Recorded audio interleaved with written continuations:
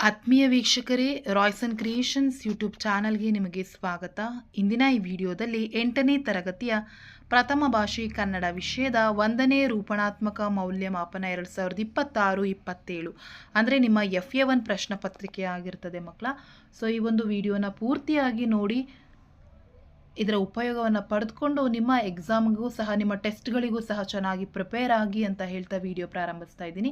So ಎಲ್ಲ ಸಬ್ಜೆಕ್ಟ್ಗಳದ್ದು videos ನಿಮ್ಮ ಡಿಸ್ಕ್ರಿಪ್ಷನಲ್ಲಿರುತ್ತೆ ಮತ್ತು ಮುಂಬರುವಂತಹ ವೀಡಿಯೋಸ್ಗಳಲ್ಲೂ ಸಹ ನಾನು 8ನೇ ತರಗತಿಗೆ ಸಂಬಂಧಿಸಿದಂತಹ ಎಲ್ಲ ವಿಷಯಗಳಿಗೂ ವೀಡಿಯೋಸನ್ನು ಮಾಡ್ತೀನಿ. ಅದನ್ನು ನೋಡಿ ಪ್ರಿಪೇರ್ ಆಗಿ ನಿಮ್ಮ ಫೈನಲ್ ಎಕ್ಸಾಮ್ಗಳಿಗಿರ್ಬೋದು, ಮುಂದಿನ ಎಕ್ಸಾಮ್ಗಳಿಗೆ 9th 10th ಎಲ್ಲ ವೀಡಿಯೋಸ್ಗಳನ್ನು ಹಾಕ್ತಾ ಇದ್ದೀನಿ ಮಕ್ಕಳ. ವಿಡಿಯೋ ಬಹಳ ಯೂಸ್ಫುಲ್ ಆಗಿದೆ ಅಂತ ಹೇಳ್ತಾ ವಿಡಿಯೋ ಪ್ರಾರಂಭಿಸೋಣ. ಮೊದಲನೇದಾಗಿ ಕೆಳಗಿನ ಪ್ರತಿಯೊಂದು ಹೇಳಿಕೆಗೂ 4 ಆಯ್ಕೆಗಳನ್ನು ನೀಡಲಾಗಿದೆ. ಇವುಗಳಲ್ಲಿ ಹೆಚ್ಚು ಸೂಕ್ತವಾದ ಉತ್ತರವನ್ನು ಆರಿಸಿ ಬರೆಯಿರಿ. ಸೊ ಮೊದಲನೆಯ ಪ್ರಶ್ನೆ, ಕನ್ನಡ ಭಾಷೆಯಲ್ಲಿರುವ ಮಹಾಪ್ರಾಣಾಕ್ಷರಗಳ ಸಂಖ್ಯೆಯನ್ನು ಕೇಳಿದ್ದಾರೆ. ಸೊ ನೀವು ಕನ್ನಡದಲ್ಲಿ ಮಹಾಪ್ರಾಣಾಕ್ಷರಗಳು, ಸೊ ನೀವು ಹೇಳ್ತಾ ಹೋಗಿ ಮಕ್ಕಳ, ಮಹಾಪ್ರಾಣಾಕ್ಷರಗಳು ನಿಮಗೆ 10 ಬರ್ತದೆ. ಸೊ ಹಾಗಾಗಿ option D 10 is the right answer. Next, ಸಜಾತಿಯ ಸಂಯುಕ್ತಾಕ್ಷರವಿದು ಕೇಳಿದ್ದಾರೆ. ಇಲ್ಲಿ ಅಕ್ಕ, ಅಂಕ, ವಸ್ತು, ದುಃಖ.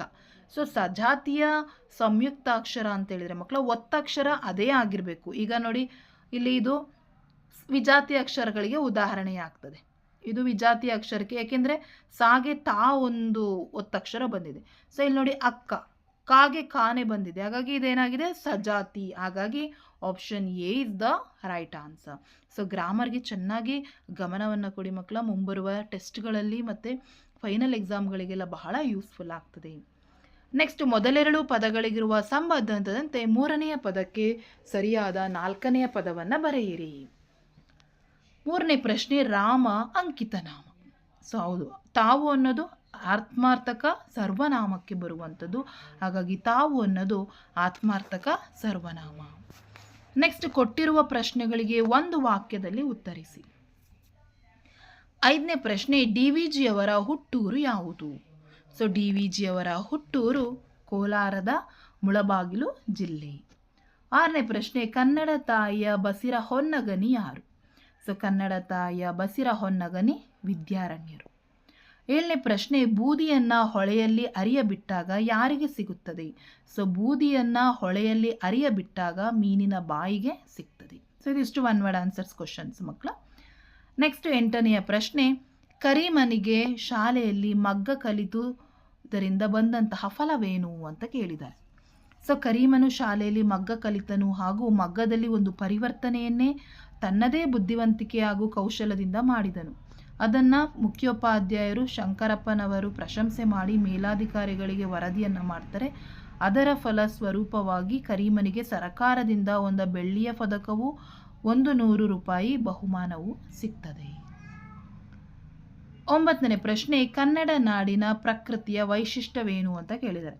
ಸೊ ಕನ್ನಡ ನಾಡಿನಲ್ಲಿ ವಿಧ ವಿಧವಾದ ಹಣ್ಣು ಕಾಯಿಗಳನ್ನು ನೀಡುವ ಮರಗಳಿವೆ, ತರತರವಾದ ಪತ್ರಗಳನ್ನು ಪುಷ್ಪಗಳನ್ನು ನೀಡುವ ಲತೆಗಳಿವೆ, ತೆನೆಯ ಸಾರದಿಂದ ಕೂಡಿದ ಗಾಳಿ ಬೀಸುತ್ತದೆ, ಪಕ್ಷಿ ಪ್ರಾಣಿ ಹಾವುಗಳ ಸಮೂಹವಿದೆ, ನದಿ ನಗರ ಪರ್ವತಗಳ ಸಮೂಹ ಇದೆ, ಇಲ್ಲಿ ಇಲ್ಲದುದು ಬೇರೆ ಎಲ್ಲಿಯೂ ಇಲ್ಲ, ಜೇನು ಸುರಿಯುವ ಹಾಲು ಹರಿಯುವ ಸ್ವರ್ಗವೇ ಭೂಮಿಗೆ ಇಳಿದಿದೆ ಎಂದು ಕವಿಗಳು ಕನ್ನಡ ನಾಡಿನ ಪ್ರಕೃತಿಯ ವೈಶಿಷ್ಟ್ಯತೆಯನ್ನು ವರ್ಣಿಸುತ್ತಾರೆ.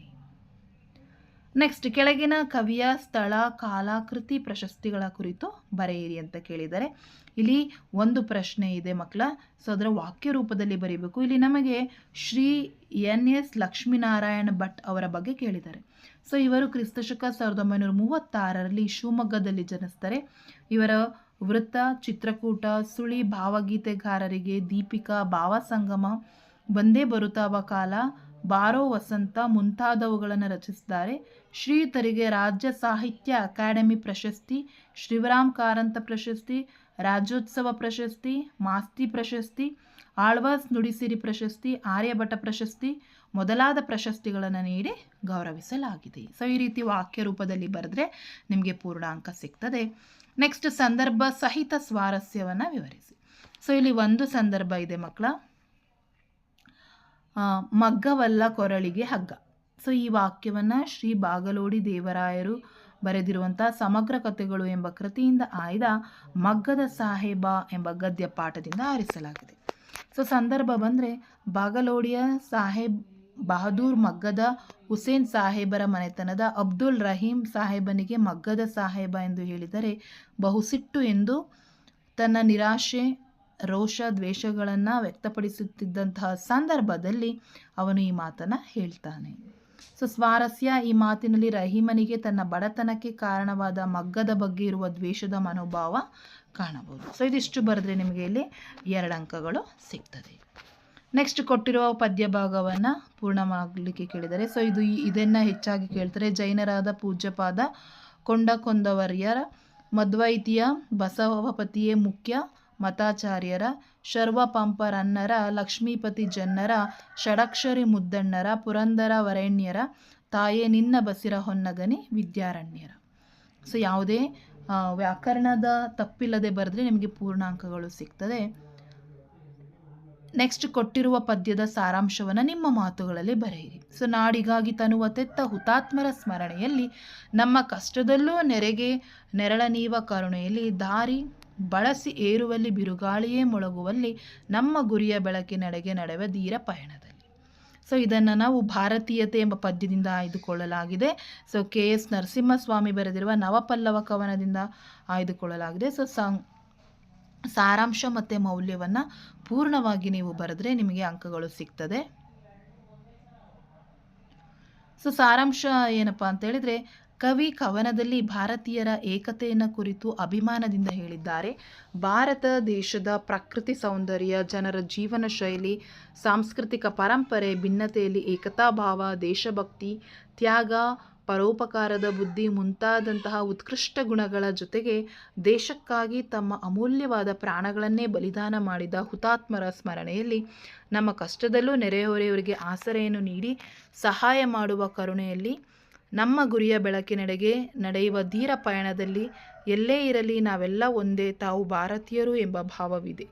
ಸೊ ಇದಿಷ್ಟು ಅದರ ಸಾರಾಂಶ. ಸೊ ಮೌಲ್ಯ ಬಂದು ಭಿನ್ನತೆಯಲ್ಲಿ ಏಕತಾಭಾವ, ದೇಶಭಕ್ತಿ, ತ್ಯಾಗ, ಪರೋಪಕಾರ ಬುದ್ಧಿ ಮುಂತಾದಂತಹ ಉತ್ಕೃಷ್ಟ ಗುಣಗಳು ಮೌಲ್ಯಯುತವಾಗಿ ವ್ಯಕ್ತವಾಗಿವೆ. Next last question. ನಿಮ್ಮನ್ನು ಚಿತ್ರದುರ್ಗದ ಸರ್ಕಾರಿ ಪ್ರೌಢಶಾಲೆಯ ವಿದ್ಯಾರ್ಥಿ ನಾಗರಾಜು ಎಂದು ಭಾವಿಸಿಕೊಂಡು ನಿಮ್ಮ ಅಣ್ಣನ ಮದುವೆಯ ಕಾರಣದಿಂದ 2 ದಿನ ಕೋರಿ ತರಗತಿಯ ಶಿಕ್ಷಕರಿಗೆ ಪತ್ರವನ್ನು ಬರೀಲಿಕ್ಕೆ ಕೇಳಿದ್ದಾರೆ. ಸೊ ಈಸಿ ಇದೆ ಮಕ್ಕಳ ಪತ್ರ, ಪ್ರಾಕ್ಟೀಸನ್ನು ಮಾಡ್ಕೊಳ್ಳಿ. ಸೊ ಇದೇ ಪ್ಯಾಟ್ರನಲ್ಲಿ ನಿಮ್ಮ FA ಟೆಸ್ಟ್ಗಳಲ್ಲಿ ಕೇಳುವಂಥದ್ದು ಮಕ್ಕಳ. ಹಾಗಾಗಿ ಕ್ವಶನ್ ಆನ್ಸರ್ಸ್ ಒಂದ್ಸರಿ ಪ್ರಾಕ್ಟೀಸ್ ಮಾಡ್ಕೊಳ್ಳಿ. ಉಳಿದಂತಹ ಕ್ವಶನ್ಸ್ಗಳನ್ನು ಪ್ರಾಕ್ಟೀಸ್ ಮಾಡ್ಕೊಳ್ಳಿ. ಇದೇ ಕ್ವಶನ್ ಪೇಪರ್ ಫೈನಲ್ ಆಗಿರೋದಿಲ್ಲ ಅಂತ ಹೇಳ್ತಾ ವಿಡಿಯೋ ಎಂಡ್ ಮಾಡ್ತಾ ಇದ್ದೀನಿ. Thank you for watching this video.